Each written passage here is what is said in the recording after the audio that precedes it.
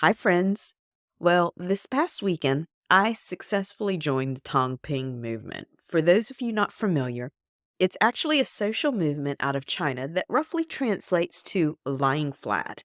And that is exactly what I did for most of the weekend, and I'm pleased to say I did it with absolutely no guilt. For someone whose word of the year is unstoppable, if you haven't listened to the podcast, be sure to go back and listen to the first one of this year. But the idea of lying flat was actually in service of my ultimate goals. This week, I want to talk about how sometimes the opposite of what you intend is exactly what you need to accomplish the overall mission. Sometimes doing nothing is everything.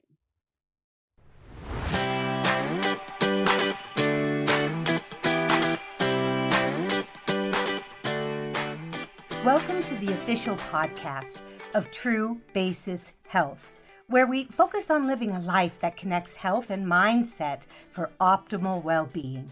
In each episode, Mika Hill, certified total well-being coach and perfect health educator, will cover bite-sized topics ranging from transformational well-being practices to maximizing mindset and how to live a rewarding life full of purpose.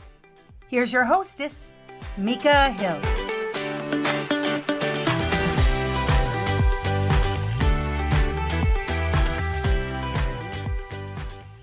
Anyone else come running into the new year? Life has been nonstop between holiday activities, travel, special projects, and a host of other things. And last week, I started a New Year's detox, and I also had a late night presentation on Ayurveda for a group on the West Coast. My body needed a break between the detox and the self-induced jet lag. And I'm wondering, has anybody ever had their body say, no more? Today, we do nothing. Well, for me, nothing Friday afternoon became nothing on Saturday, became nothing on Sunday, and it was just what the doctor ordered. The weekend was full of quiet time, observing the cats on the patio, inward contemplation, and of course, I still wasn't feeling quite right on Monday, and following a COVID test, I realized that the virus had found me, and I'd be doing nothing for a while longer. So, in the past, my default of the prospect of a forced break would have been frustration, utter frustration. It's one thing to do nothing for a day or two, but for me, 10 days, usually my MO would be to push through. When faced with a forced break, it's easy to let the guilt pile up for everything we should or could be doing. I mean, you can still do things while quarantining, right? Wrong. Sometimes nothing is everything. Hear me out. With the knowledge of a few time-honored traditions taken from my yoga and Ayurveda training, instead of seeing gaps or flaws in myself by needing to physically take a break, I looked at things a little differently this time, and boy, what a difference. With that in mind, I would encourage you to do the same, physical illness or not. Our bodies need a break, and in doing so, we can actually be more productive on the back end. So, what is there to learn from a gentle reprieve every once in a while?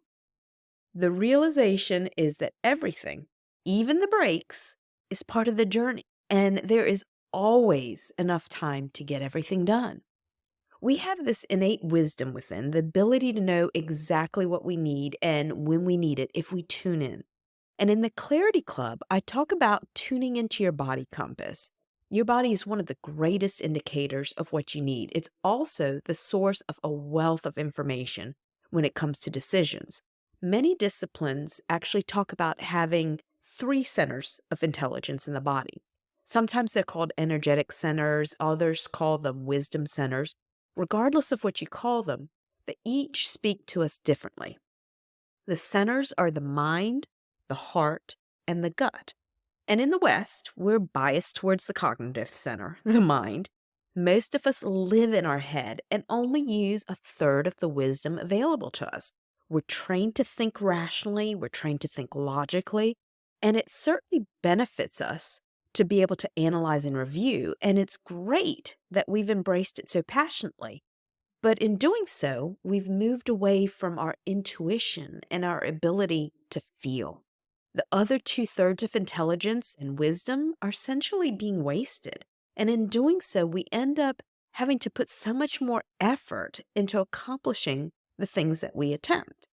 I'm trying to remember where I heard it, but someone used the analogy of our bodies being like butlers. They get us dressed, they brush our teeth, we comb our hair, and our bodies take us to meetings. And then they just hang out there in the background so our mind can take over. And I thought, this is such an accurate description. We use our bodies for tasks, we push our bodies to accomplish our goals, but we don't always listen to what our bodies need to help them function optimally in the long term. And it's not until they don't cooperate that we finally tune in. So this year, my word of the year was, and it still is, unstoppable. I mean, I've got things to do, places to be, people to inspire. Anyone else got a list of things that motivate them each day to get them up and get going? Right? So, what do you do when your body chimes in and tells you one thing, that it needs a break, but your commitments are telling you something completely opposite? Go, go, go. The thing is, everyone has commitments. Commitments we make to ourselves, commitments we make to others. What we commit to really creates the balance and sometimes the imbalance in our lives. Commitments can absolutely move us toward our goals. However, when we overcommit, they actually impede our ability to be present and live a life full of well-being. Ah, the whole balance thing. If you still need to download an invitation to balance, please visit truebasishealth.com and grab your copy at the bottom of the homepage. So, you may be saying, I get it, Mika, but how do I honor my commitments while honoring my body, mind, and the other wisdom centers that often get placed on the shelf? 3 things come to mind instantly. That darn mind, always thinking. Essentially, it comes down to living the soul intentions. In yoga, we talk about the union of the mind, body, and spirit. So in that vein, let me explain the soul intentions. The first intention is a joyful, energetic body. When your body is the go-to, the butler of your life, what can you do to celebrate it and bring it back into focus and balance? The 2 top things on my list are mindful movement and nutrition. When I think of mindful movement, I think of yoga, but yoga doesn't have to be taking 30 minutes to an hour out of your schedule to do a formal yoga studio class. There are several limbs to yoga, one of which is pranayama, and the simple practice of pranayama or breath work while doing gentle mindful movement in your home or even at your desk and being aware of the sensations in your body is a great start to creating an energetic body. You know how I told you doing nothing is sometimes everything? I have a t-shirt that says, I'm just here for the Shavasana. And sometimes I take it quite literally. For non-yogis, Shavasana is a deeply relaxing pose or asana in yoga. It's referred to as the corpse pose, or as my yoga mentor, Claire Diab at the American Yoga Academy calls it, relaxation pose. Much nicer sounding there. The pose is practiced by you lying face up on the ground, arms and legs comfortably spread, and your eyes closed.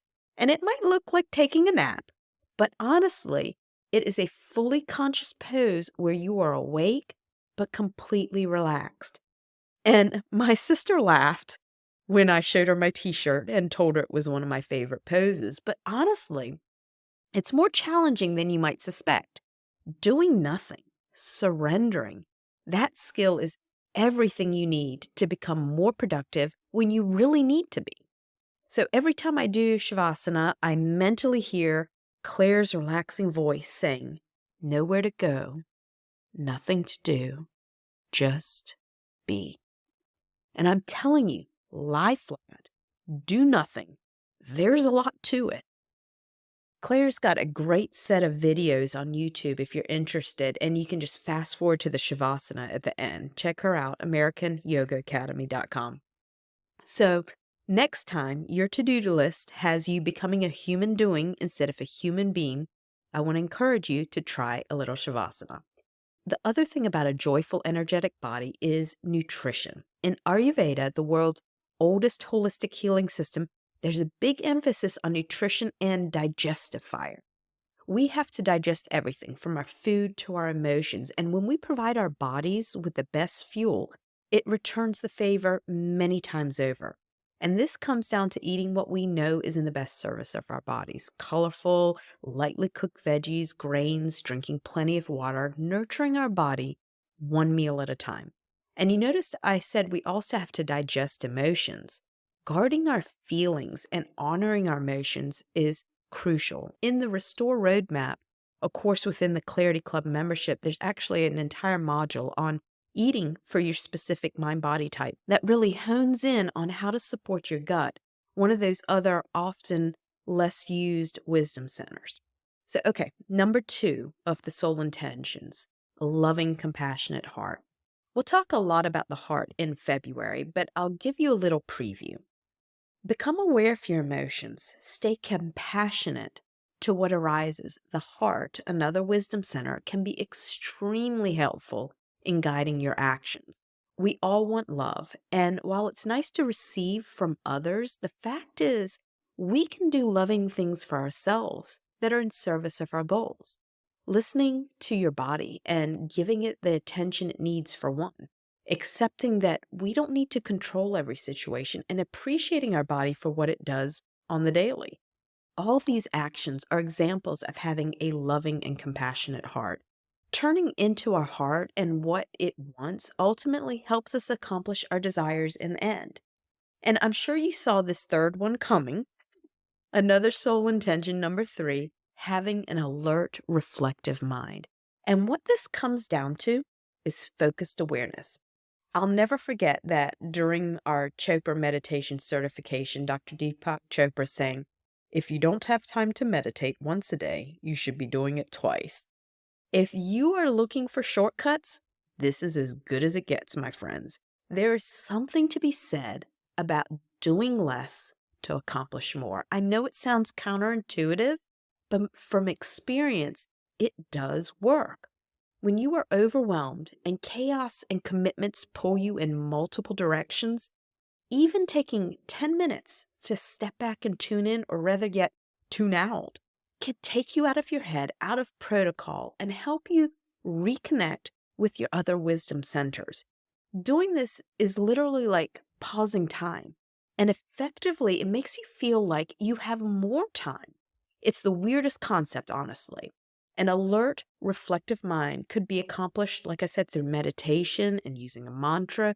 It could be simply witnessing sensations of your body and getting curious as to what arises. It could be listening to the sound of your breath. Just be aware in the moment. Let time pause. Doing nothing can absolutely be everything. Now, lastly, something amazing happens when we practice the soul intentions of joyful, energetic body, loving, compassionate heart, and alert, reflective mind. It's actually the last soul intention. Something you might notice as a result is lightness of being. Lightness of being is best felt living in the moment with no resistance to what is, no anticipation of the future, no regrets of the past, just be. Like Claire said, nowhere to go, nothing to do, just be. It's when doing nothing becomes everything. And in that moment, some people find flow. And with that flow, we accomplish our goals and make our commitments with the energy, joy, and emotion needed, all the while honoring our body, mind, and soul simultaneously. So until next time, consider doing nothing, because in doing so, you might accomplish everything. This is Mika Hill signing off.